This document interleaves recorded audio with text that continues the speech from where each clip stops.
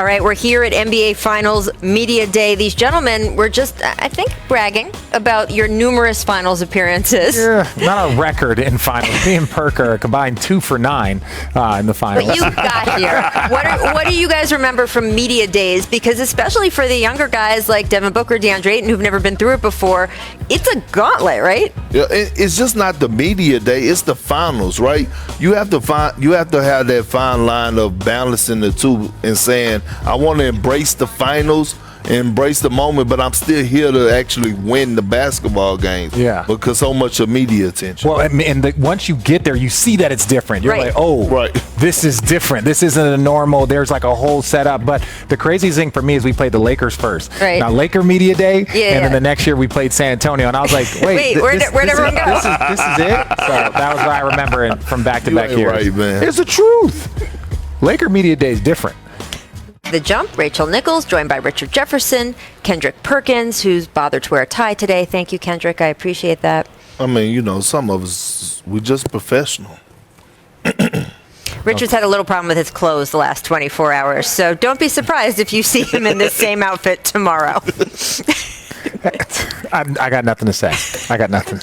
The first time. Let's discuss Luka Doncic, Team Slovenia, securing an Olympic berth. It's the first time ever. It happened over the weekend. Doncic posted 31 points, 11 rebounds, 13 assists in his win over Lithuania. Here is Luka after the game discussing the importance of winning a gold medal for his country. Take a listen.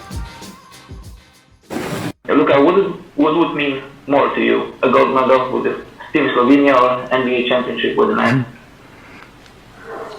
I would say gold medal with Slovenia. It's you play for your country, and that's something that really. But I wouldn't mind both. They would take him out of the boxing. Richard? I 100% agree, with Luka. It is more important. Like here in the U.S., we are taught, like just culturally, state championship, national championship, and NBA championship. The gold medal is something that's like kind of out of like a kid's basketball dream, where for Luka in a much smaller country in European basketball, like that would mean a whole different thing for him. So like I'm not going to disrespect like his feelings towards representing his country. Yeah, I'm not either. I mean, you can see the joy just not only in his face, but in his teammates' face. Like, it's a family, right? Mm-hmm. And this is his country. Obviously, he's probably running the country right now, right? Yeah. I mean, he's so iconic. But at the end of the day, I still need that same energy when he come back to the United States with the Dallas Mavericks. Well, I mean, I'm not saying that it's... No. I think it's, look, I get the reporter's question. International athletes have been asked that over and over, in part because in those countries there is such a high emphasis played on playing for your national team. There doesn't only have to be one. Right? It doesn't have to be this is more important than this. They could both just be really important to him. When you watch Luka Doncic out on the floor, I have never once watched him play a game and think, oh, he doesn't really care. Well, no. He cares about winning an NBA title. He's talked about it over and over, and he really cares about this. And I think that's exciting for basketball fans that he gives that same energy to both.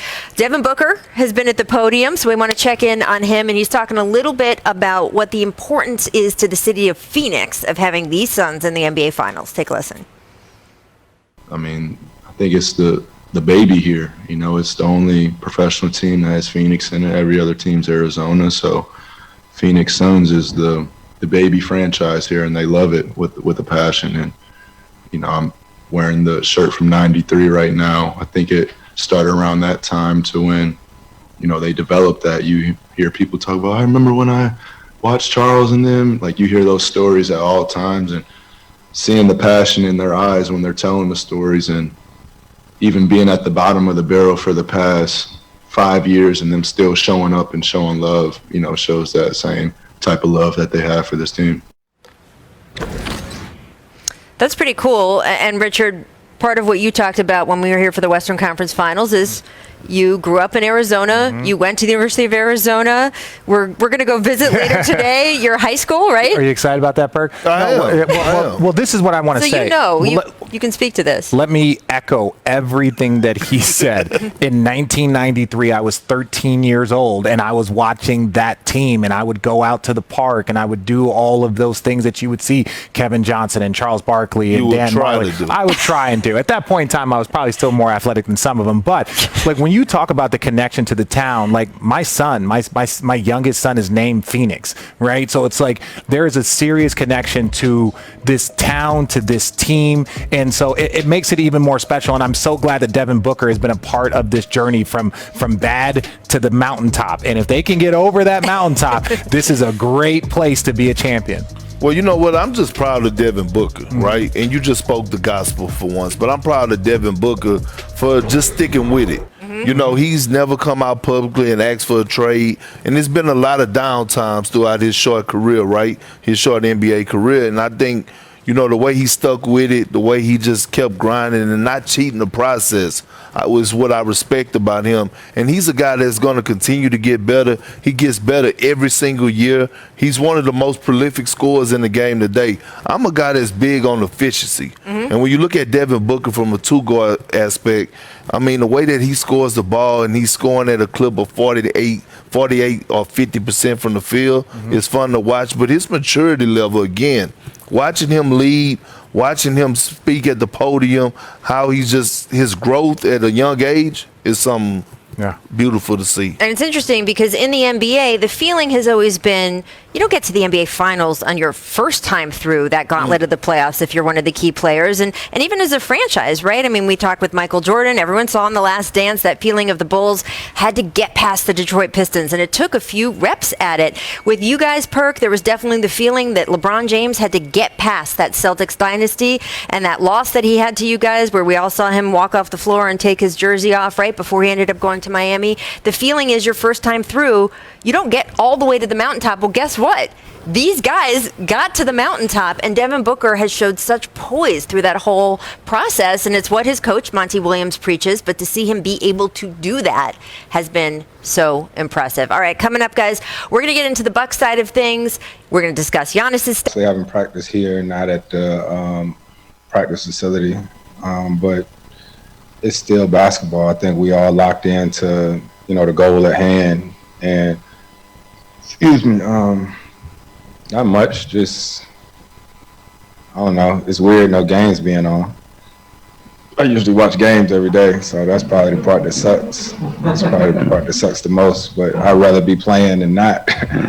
But other than that, just life.